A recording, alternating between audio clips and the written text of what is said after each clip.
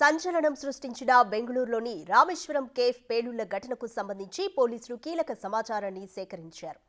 నిందితుల పట్టివేతకు 8 బృందాలను ఏర్పాటు చేసిన కర్ణాటక ప్రభుత్వం నగరమంతా జల్లెడ పడుతోంది.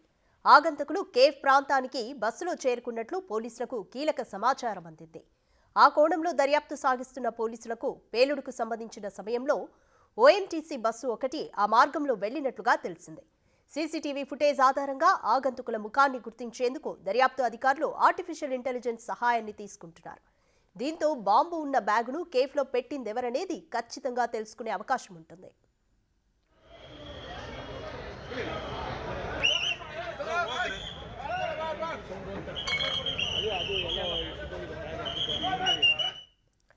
కేఫ్లో పేలుడు ఘటనపై కర్ణాటక హోంమంత్రి డాక్టర్ జి పరమేశ్వర మాట్లాడుతూ నిందితులలో ఒకరు బస్సులో వచ్చాడని తెలిసిందని, త్వరలో అతన్ని పట్టుకుంటామని చెప్పారు. ఈ పేలుడుకు టైమర్ ఉపయోగించారని, సీసీటీవీ ఫుటేజ్ ద్వారా కొన్ని ఆధారాలను సేకరించామని తెలిపారు. దర్యాప్తు బృందాలు వేగంగా గాలింపు చర్యలు చేపట్టాయని హోంమంత్రి పేర్కొన్నారు.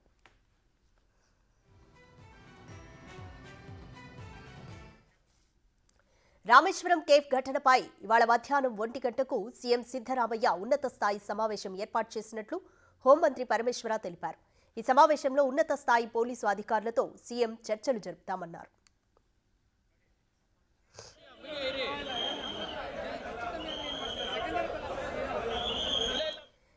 కంప్లీట్ డీటెయిల్స్ మా ప్రతినిధి శివ అందిస్తారు. శివ, రామేశ్వరం కేఫ్ పేలుళ్లకు సంబంధించి ఇప్పటివరకు పోలీసులకు ఎటువంటి కీలక సమాచారం అందింది? అలాగే ఏఐ సహాయంతో బాంబున్న బ్యాగును కానీ నిందితుల్ని ఏ విధంగా గుర్తించవచ్చు?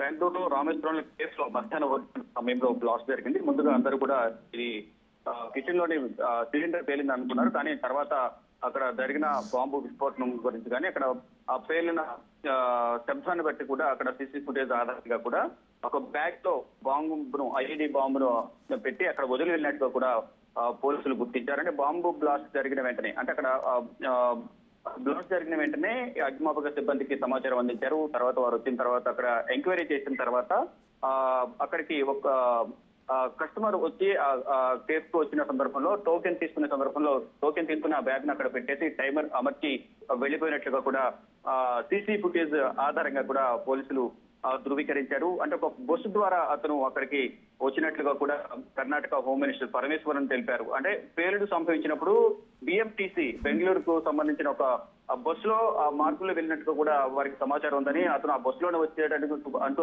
కూడా వారు ధృవీకరించారు. అంటే నిందితుని వీలైనంత త్వరగా పట్టుకునేందుకు కూడా దర్యాప్తు సంస్థలు మొత్తం 8 టీంలు వివిధ ప్రాంతాల్లో దర్యాప్తు కొనసాగుతున్నాయి. సీసీ ఫుటేజ్ ఆధారంగా అతను గుర్తించే పనులు అయితే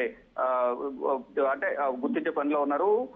దీని ఎఫ్ఎస్ఎల్ టీం కూడా దీనిపై దర్యాప్తును వేగవంతం చేసింది. అక్కడ ఐఈడికి సంబంధించిన బ్లాస్ట్ జరిగిన తర్వాత అక్కడ దొరికిన ఆనవాళ్లను కూడా తీసుకుని ఎఫ్ఎస్ఎల్ టీం దర్యాప్తు కొనసాగిస్తుంది. అక్కడ టోకెన్ తీసుకున్న సందర్భంలో అక్కడి నుంచి బయటకు వెళ్లే సందర్భంలో రోడ్డుపై కూడా విజువల్స్ ను సీసీ ఫుటేజ్ ను పోలీసులు విడుదల చేశారు. నేషనల్ ఇన్వెస్టిగేషన్ ఏజెన్సీ కానీ బాంబు స్క్వాడ్, ఇంటెలిజెన్స్ బ్యూరో వీరందరూ కూడా దర్యాప్తు చేస్తూ ఉన్నారు. బాంబు దాడికి సంబంధించి ఆధారాలను సేకరించే పనులు అయితే వారు నిమగ్నమై ఉన్నారు. ఎవరా వ్యక్తి అనేది ప్రధానంగా తెలియాల్సి ఉంది. కానీ ఇక్కడ మరో రాజకీయ విమర్శలకు తావిస్తోంది. ఎవరు కూడా రాజకీయ విమర్శలు చేయొద్దు. అక్కడ గతంలో కూడా ఈ కేఫ్ లో బాంబు దాడి జరిగినట్లుగా, బాంబు బెదిరింపుకు సంబంధించి కొంత సమాచారం వచ్చినట్టు కూడా కేఫ్ నిర్వాహకులు కూడా తెలిపినట్టుగా కూడా పోలీసులు తెలిపారు. ఇటు సిద్ధరామయ్య కూడా మధ్యాహ్నం 1 గంటకు ఉన్నత స్థాయి సమావేశం ఏర్పాటు చేశారు.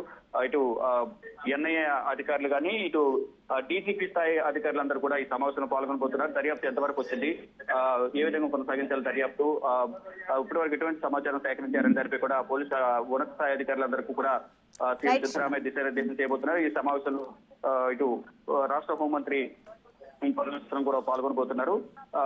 మొత్తం అంటే ఇది ఎప్పటి నుంచో ఈ కేసు నిర్వహిస్తూ ఉన్నారు. ఎప్పుడు కూడా ఇంత స్థాయిలో బాంబు విస్ఫోటనం అనేది జరగలేదు. అంటే ఇది ఐఈడీ ఆలోచించినప్పటికీ కూడా ఇది అంత అంటే ఎక్కువ ప్రమాదం సంభవించినట్టుగా కూడా ఇక్కడ బాంబు పేలుడు జరగలేదు. కాబట్టి అంటే 10 మంది గాయపడినప్పటికీ దాంట్లో 8 మంది కస్టమర్లు, 2 పోలీసు సిబ్బంది ఉన్నారు. దాంట్లో ఒకరి పరిస్థితి మాత్రం విషమంగా ఉన్నట్లు కూడా ఇటు పోలీసులు కానీ ఇటు ప్రభుత్వం కానీ ధృవీకరించి వారికి మెరుగైన చికిత్స అందించాలంటూ కూడా ఆదేశాలు జారీ చేసింది. Right, thank you Shiva.